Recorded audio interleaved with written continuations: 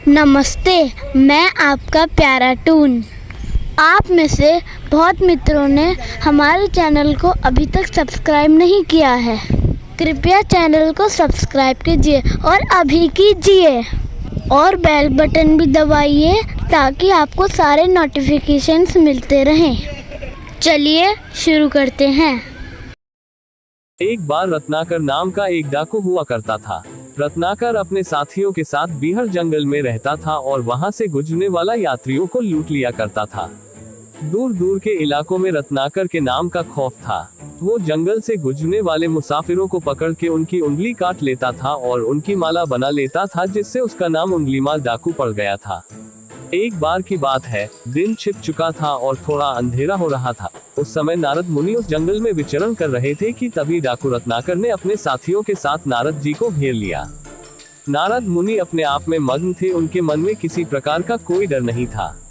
रत्नाकर ने नारद जी से पूछा, सुनो ब्राह्मण, मैं रत्नाकर डाकू हूँ, क्या तुमको मुझसे भय नहीं लग रहा?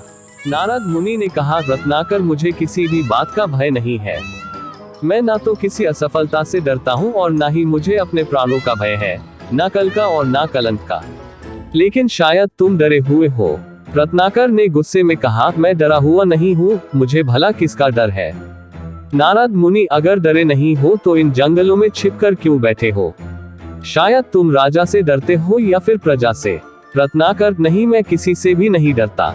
नारद मुनि ने मुस्कुरा के कहा, तुम पाप करते हो और तुम पाप से ही डरते हो, इसलिए तुम यहाँ छिप कर बैठे हो, लेकिन शायद तुमको नहीं पता कि इस पाप के केवल तुम ही भागीदार हो। इसका दंड तुमको अकेले भुगतना होगा, कोई भी तुम्हारा साथ नहीं देगा। रत्नाकर ने गुस्से में कहा, तुम मुझे उकसा रहे हो ब्राह्मण। मैं ये सब काम अपने परिवार का पेट पलने के लिए करता हूँ और मेरी पत्नी, मेरे बच्चे, मेरे पिता सभी इस काम में मेरे साथ है। नारद मुनि ने कहा, सुनो रत्नाकर, मुझे अपने प्राणों का भय नहीं है। तुम मुझे यहाँ पेड़ से बांधकर अपने घर जाओ और अपने सभी सगे संबंधियों से पूछो कि क्या वह इस पाप में तुम्हारे साथ है। रत्नाकर को नारद मुनि की बात सही लगी और वह उनको पेड़ से बांधकर अपने घर की ओर चल दिया। घर जाकर उसने सबसे पहले अपनी पत्नी से पूछा कि मैं जो ये पाप करता हूँ, क्या तुम उस पाप में मेरे साथ हो? तो पत्नी ने उत्तर दिया कि स्वामी, आप इस परिवार के पालक हैं, ये तो आपका कर्तव्य है, इस पाप में मेरा कोई हिस्सा नहीं है। रत्नाकर बेचारा उदास सा होकर अपने पिता के पास पहुंचा और उनसे भी यही सवाल पूछा। तो पिता ने कहा, बेटा, ये तो तेरी कमाई है, इस पाप में हमारा कोई हिस्सा नहीं है। डाकू रत्नाकर के प्राण सूख गए। उससे ये सब सुनकर बहुत बड़ा धक्का लगा कि वह जिनके लिए ये पाप कर रहा है वो उसके पाप में भागीदार होने को तैयार नहीं है। रत्नाकर हताश होकर वापस नारद मुनि के पास गया और नारद मुनि के पांव में गिर पड़ा और क्षमा मांगने लगा। नारद मुनि ने उसे उठाया और सत्य का ज्ञान दिया। नारद मुनि ने कहा, सुनो रत्नाकर, इस धरती पर तुम जो भी कार्य करते हो, चाहे गलत या सही, सबका पाप और पुण्य तुमको ही मिलेगा। अपने सभी कुकृत्यों के लिए तुम ही जिम्मेदार हो।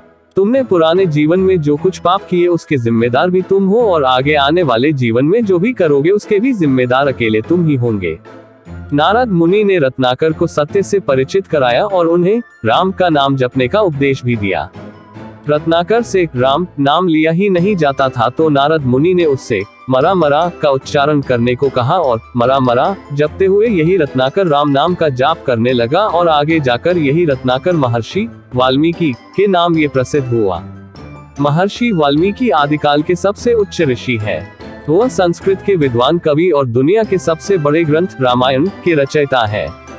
महर्षि वाल्मीकि ने ही हिंदुओं के सबसे प्रसिद्ध ग्रंथ रामायण को संस्कृत में लिखा। सत्य ही कहा गया है, राम नाम के इस शब्द में बहुत बल है, जिसने डाकू को भी भारतवर्ष के सबसे प्रमुख ऋषि के रूप में परिवर्तित कर दिया। इस वीडियो को देखने के लिए आपका बहुत बहुत धन्यवाद।